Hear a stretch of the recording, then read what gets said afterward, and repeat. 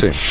Es cierto, mira, que hace un par de años, lo ha mencionado de pasada Isabel, yo defendí aquí con datos una cosa que comparten muchos politólogos y psicólogos sociales, y es que las mujeres están más dotadas que los hombres para hacer buena política, especialmente en situaciones críticas. Claro, lo que nadie esperaba, ninguno de nosotros esperábamos, es que un suceso como este que estamos pasando confirmara esa tesis de un modo tan contundente, ¿no? Empecemos con un dato inicial que nos debería avergonzar. De 193 países que hay en el mundo, solo 10 están dirigidos por mujeres. Pues bien, me vas a permitir que cuente la historia de varios de esos países durante esta crisis. Y como sé que lo que voy a decir es controvertido, voy a intentar sostenerlo con datos. Empecemos por Alemania. Luego volveré sobre ella. La señora Merkel, que por cierto es científica de formación. La revista The Atlantic dice que se ha ganado el título de científica en jefe. ¿Qué hizo? Pues cuando se dio cuenta de la gravedad de la crisis, en primer lugar se dirigió al país con un discurso memorable. Les dijo una cosa que, dicho en Alemania y en alemán, significa mucho. Les dijo: esta es la mayor amenaza que tenemos delante desde la Segunda Guerra Mundial. Se puede contagiar el 70% de la población. Sí. Esto va en serio, tomémoslo en serio. Y la gente la creyó. Se saltó las fases de negación, ira, admisión de la realidad por las que han pasado casi todos los gobiernos y pasó directamente a la acción. Formó un gobierno paralelo, permanente, con los presidentes de los Länder, lo que aquí serían las comunidades autónomas, hablando con ellos no una vez a la semana, sino constantemente, varias veces al día. Activó todos los recursos sanitarios del país, movilizó a todas las empresas de biotecnología y a todas las facultades de medicina de todas las universidades alemanas. Resultado: Alemania tiene, proporcionalmente a su población, menos contagiados y menos muertos que cualquier otro de los grandes países de la Unión Europea. 5.500 muertos en el día de ayer en un país de 83 millones de habitantes. España e Italia, con la mitad de la población, multiplican por 4 los muertos en Alemania. Por cierto, en el mes de mayo ya van a abrir los colegios en Alemania. Sigamos nuestra excursión. Nueva Zelanda, hablabas tú antes de ella. El país más exitoso del mundo contra el coronavirus.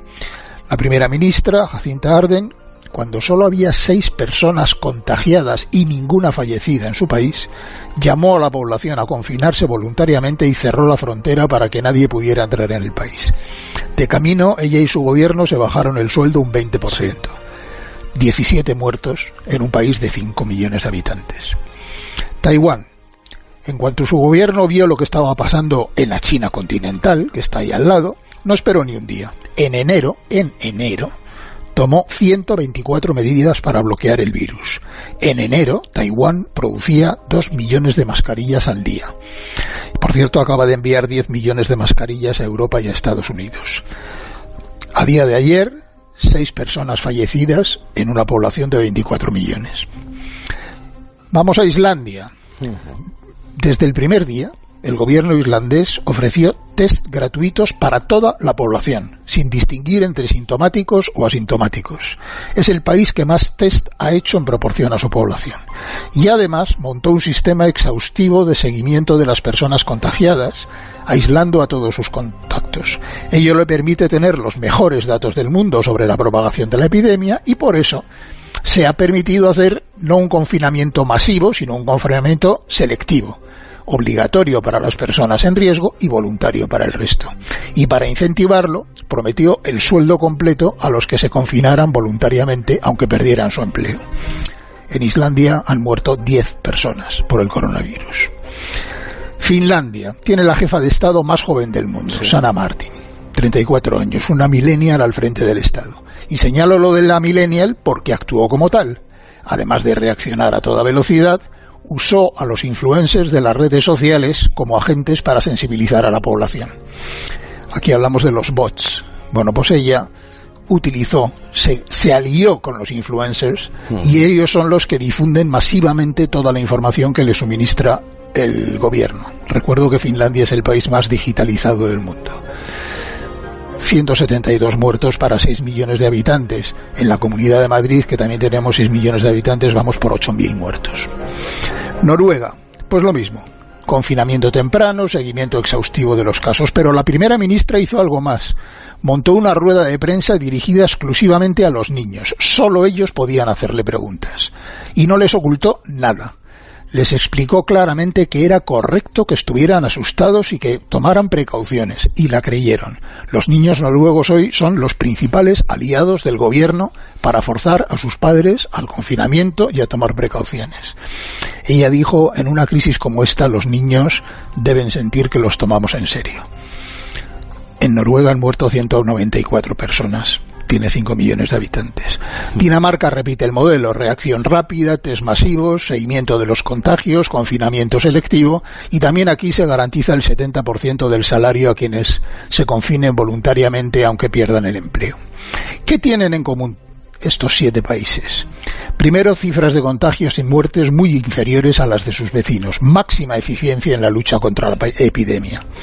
Segundo, máxima unidad política y complicidad de toda la sociedad. Gran confianza en los gobiernos.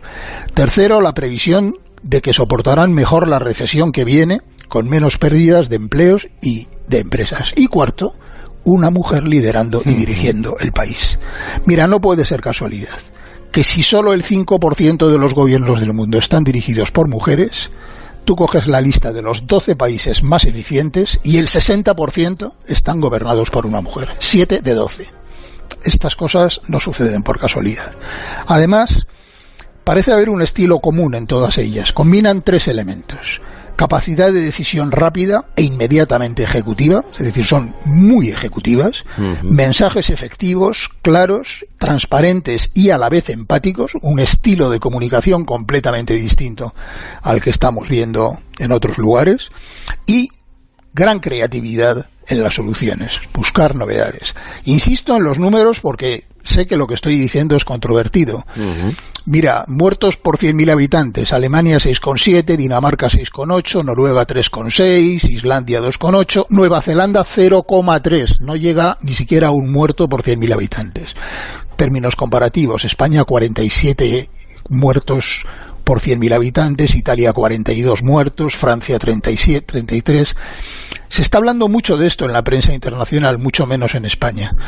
Me limito a leer un párrafo del Washington Post. Las mujeres, dice, han liderado las respuestas más rápidas a la epidemia y ahora están logrando la vuelta al trabajo más temprana.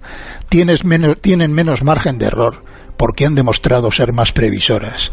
Han lanzado las medidas más audaces y efectivas de protección social. Su liderazgo es más eficaz, más democrático, más colaborador y más compasivo. Por cierto, nadie ha caído en que no hay dictadoras en el mundo. Desde que en el siglo XX y en el siglo XXI está lleno de dictadores. Y quiero dedicar un párrafo final, si me permites, para una de ellas, ¿no? De la que has hablado antes, Angela Merkel. 14 años en el poder y 70% de popularidad en este momento, para que luego digan que el poder desgasta al que lo usa mal, claro. Preservó a su país de la crisis económica mejor que ningún otro.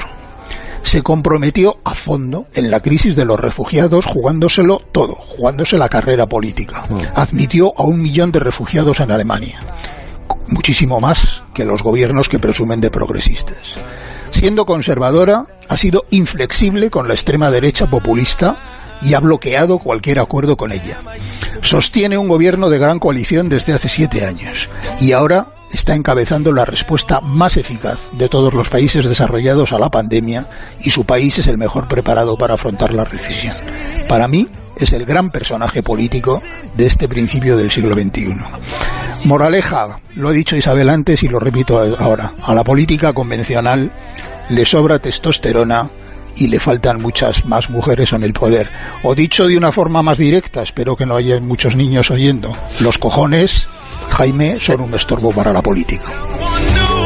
Si tenemos que pasar una crisis, por favor, que me traigan una Merkel o una Jacinta Ardern de Nueva Zelanda, sí, o una millennial como Erna Solberg de Noruega, por favor.